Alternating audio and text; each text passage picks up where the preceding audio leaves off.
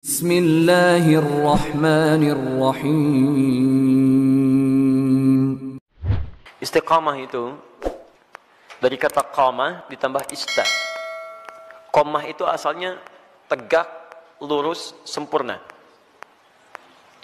Kalau ditambah ista, kata ista dalam bahasa Arab menunjuk pada usaha atau keinginan untuk mewujudkan sesuatu. Bisa berarti permintaan atau usaha untuk mewujudkan sesuatu. Misal, kalau wujudnya permintaan, antum pernah dengar kalimat istighfar? Istighfar itu dari kata ghafara, artinya ampunan, al-ghufru. Ditambah ista jadi istaghfara, minta ampunan. Sifatnya disebut dengan istighfar. Maka ista di sini fungsinya untuk memohon, meminta. Ada yang sifatnya usaha. Usaha untuk mewujudkan sesuatu. Misal, ta'ah, ketaatan. Ta'atun, bentuknya bisa ibadah. Haji bagian dari taat. Salat bagian dari taat. Ketika ditambah istata'a, sifatnya disebut istita'ah, maka istita'ah adalah ikhtiar usaha untuk mewujudkan ketaatan kepada Allah. Kalau dikaitkan dengan haji, artinya usaha agar bisa mewujudkan haji yang diharapkan. Ikhtiar agar bisa berhaji, singkatnya demikian. Maka disebut dengan istita'ah. Ketika Allah misalnya sampaikan man istata'a ilaihi sabila, haji itu disebutkan istata'a. Ingat, terjemahan yang paling tepat bukan diterjemahkan dengan mampu, tapi berusaha untuk mampu. Kalau diterjemahkan dengan mampu berarti terbatas pada kalangan tertentu. Tapi kalau berusaha untuk mampu, artinya setiap kita punya peluang untuk mewujudkannya. Tergantung mau usaha atau tidak, itu poinnya. Was, hati-hati dalam menerjemahkan sesuatu ya. Kadang-kadang setiap huruf bahkan harakat itu bisa memberikan makna tersendiri. Ya, antum simpulkan, saya belum istita'ah, kenapa? Belum ada harta. Betapa banyak orang kaya yang belum bisa berhaji. Dan tidak sedikit orang-orang yang dipandang tidak mampu dengan hartanya, justru dia berangkat dalam haji. Itu luar biasa. Jadi ketika antum mau mewujudkan haji atau ibadah dengan baik, tambahkan ista, iringi dengan ikhtiar untuk mewujudkannya. Seorang gadis cilik namanya Naura pernah menulis surat kepada kami.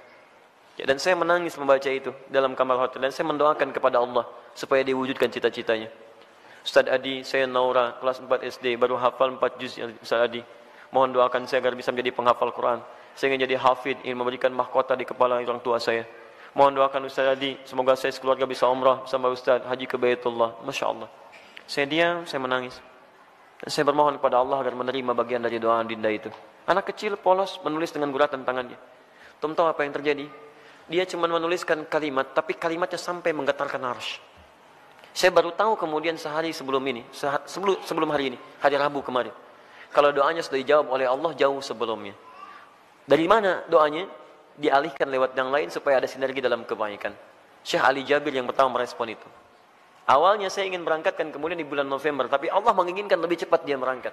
Kami akan berangkat umrah bulan November. Tapi Allah menginginkan dia lebih cepat berangkat. Karena tangisannya, karena doanya, karena harapannya.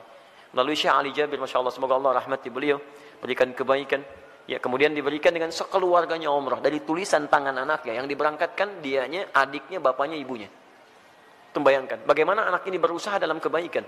Dan biasanya ibu bapak, kalau anak sudah soleh, orang tuanya dapat. Orang tuanya akan dapat. Musa, Masya Allah, saya doakan kebaikan untuk adinda Musa. Hafal Quran, 30 juz. Ketika dia hafal Quran, orang tuanya ikut diangkat. Anaknya berangkat haji, bapaknya ikut haji. Anaknya berangkat ke Jeddah, bapaknya ikut ke Jeddah.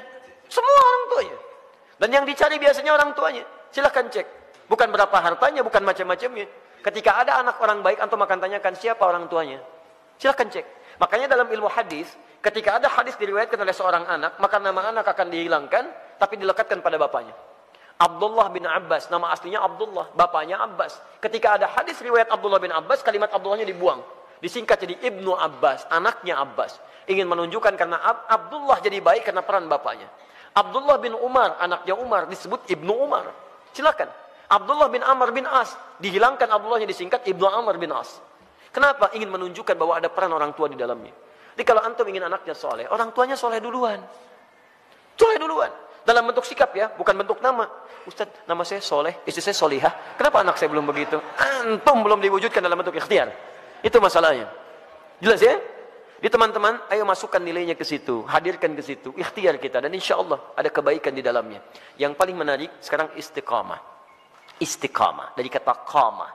Qamah itu tegak, lurus, sempurna. Kalau semua ibadah diawali dengan kata qamah, itu artinya ibadah itu ditunaikan dengan sempurna. Turunannya aqama yuqimu iqamah. Iqamatun selalu disingkat dengan qamah, yang nyingkat orang Indonesia. Semua kalimat salat dibuka dengan kata iqamah yang menunjuk pada ibadah. Alladzina yuqimunas shalah wa aqimus shalah, aqimis shalah. Rata-rata dibuka dengan demikian. Lihat baik-baik. Kalau antum ingin menunaikan ibadah dengan sempurna, kan tidak langsung sempurna seketika. Apakah ketika Anda tahajud, misalnya malam ini bangun jam 3, tahajud jam 3 lewat 20, karena 20 menit siap-siap. Apakah mohon maaf, malam selanjutnya akan bangun di jam yang sama? Belum tentu. Walaupun alarm dipasang dengan situasi yang sama, 2.15, 2.30, 2.45. Alarm pertama mematikan alarm kedua, alarm kedua matikan alarm ketiga. Alarm ketiga masih nundutan, ya kan? Menunggu jam 3 tiba. Nih, hari pertama bisa pas jam 3, tapi hari kedua belum tentu. Ya, hari kedua sama bangun, tapi informasi lebih dahsyat sampai kepada kita. Begitu mau ngambil air wudhu, BBM bunyi, ping, setan masuk kemudian ke hati kita. Baca dulu daripada penasaran. Begitu dibaca, Masya Allah, MU melawan Manchester City. Waduh, pertemuan dua pelatih klasik antara Pep Guardiola dengan Jose Mourinho. Sekarang poinnya cuma beda 2, karena kemarin MU dia seri ya skornya, kemudian Manchester City menang, skornya cukup telak, 7-2 dia menang kemarin itu. Masya Allah. Sekarang akan pertemuan menentukan, kalau MU menang maka juara dia, poinnya 1 bedanya. Kalau Manchester City menang, poinnya beda 5. Wah, luar biasa. Terus orang ini suka bola lagi, itu yang masalah. Saya nggak pernah nonton teman-teman, tapi kalau saya katakan saya nggak nonton, buang-buang waktu. Tapi saya kalau ditanya insya Allah bisa jawab ya. Itu ya. Saya tahu Ancelotti dipecat, saya tahu ya. Ancelotti dipecat di Bayern Munchen ya, karena kemarin dia kalah juga ya, 3-0 kalah di Liga Champions ya. Kemudian langsung seketika dipecat, nanti isunya akan digantikan oleh Jurgen Klopp. Jurgen Klopp sedang melatih Liverpool sekarang ya. Isunya musim ini dia akan selesai dan pindah lagi ke Bayern Munchen. Dia sebelumnya di Borussia Dortmund. Borussia Dortmund itu lawannya ya, rivalnya adalah Bayern Munchen. Saya hafal itu. Udah. Sudah sini. Tapi sekali lagi saya nggak nonton. Ini 3.20. Antum berusaha ngatasi gangguan ini, berusaha untuk konsisten sempurna sesuai waktu dan keadaannya. Berusaha tambah ista. Dengan qamah. Disatukan jadi istaqama, yastaqimu, sifatnya disebut dengan istiqamah. Jadi istiqamah itu artinya usaha untuk konsisten dalam kebaikan atau ketaatan. Usaha untuk konsisten menunaikan ketaatan.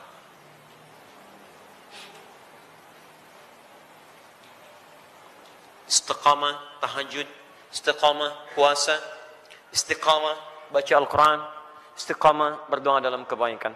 Sekarang pertanyaannya, bagaimana cara saya bisa istiqamah? Itu pertanyaan terbesarnya. 1,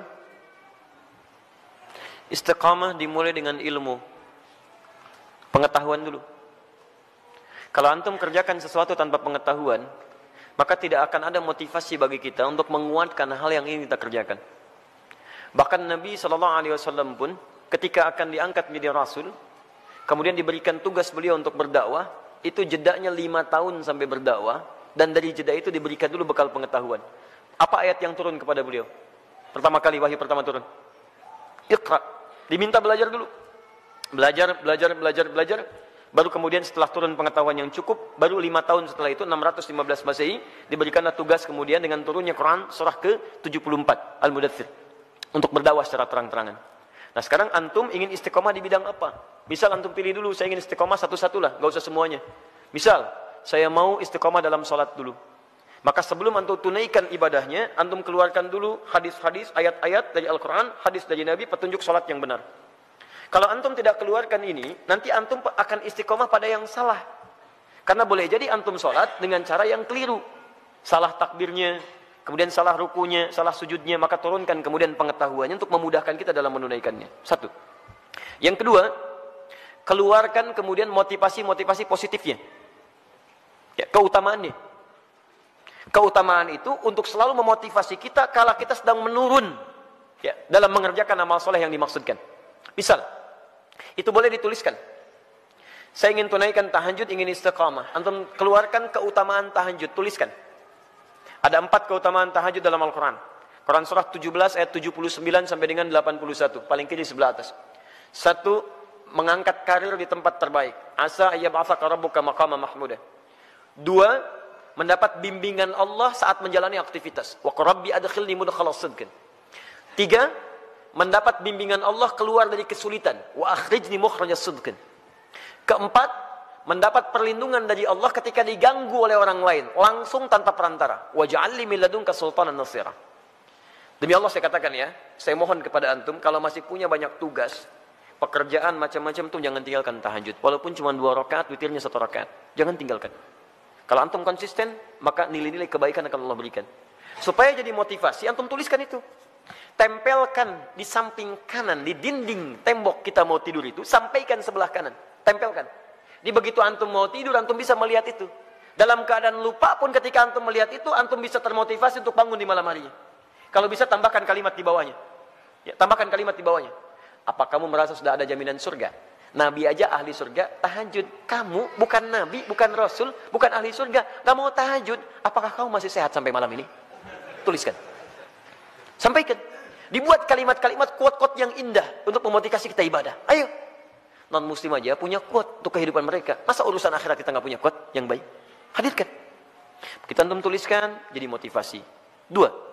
3, di 1 pelajari dengan ilmu, 2 keluarkan keutamaannya, 3 hadirkan ancaman-ancaman Allah saat antum menyimpang dari amal soleh yang tengah dikerjakan. Ancamannya. Misal, tadi ingin meningkatkan sholat, dimulai dengan sholat fardu, terus tiba-tiba terfikir untuk mengabaikan sholat karena ada proyek, terus tunda-tunda sholat, kan? Karena ada proyek tertentu sampai Jumatan ditinggalkan untuk mengumpulkan dunia. Maka antum boleh keluarkan ancaman Allah pada yang seperti itu supaya tetap memacu kita supaya bisa istiqamah. Misal, keluarkan Quran surah Al-Humazah. Ya, wailul likulli humazatin lumazah. Celaka bagi para pengumpat. Itu terjemahan mushaf. Tapi kalau kita terjemahkan dengan terjemah yang menggunakan nilai bahasa, ya, ada balaghah, ada nahwu, ada saraf ya. Setiap yang ada taknya menunjuk pada perempuan. Ya, kalau kita hadirkan sekarang, celakalah bagi para sosialita yang tukang gosip. Ya, perempuan-perempuan yang senang bergosip. Alladzi jama'a mala wa addada. Ini agak unik. Biasanya kalau tak pasangannya dengan allati, tapi ini menggunakan alladzi. Alladzi menunjuk pada laki-laki bukan perempuan.